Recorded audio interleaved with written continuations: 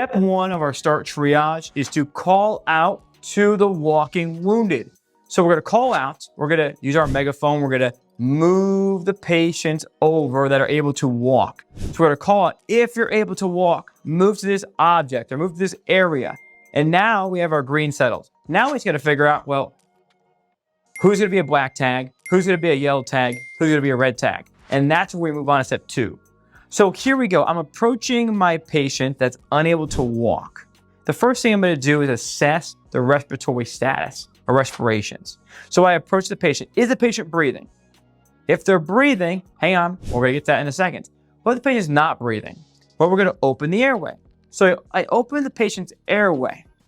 Is the patient breathing? If they're not breathing, as you're opening the airway, you're trying to move the airway, it's not working, they're not breathing, black tag. If, once you open the airway, they start to spontaneously breathe, red tag. Now, let's back up to right here, which is what's the respiratory rates if they are breathing. So if they are breathing, what's the respiratory rate? If it's between 10 and 30, we are going to move on. If it's under 10, breathing too slow, or it's above 30, breathing way too fast, we're going to tag them red.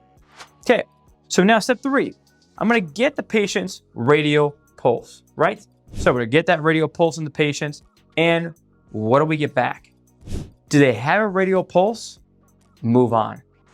If they don't have a radial pulse, that means the patient most likely is going to be severely hypotensive. Mark the patient red.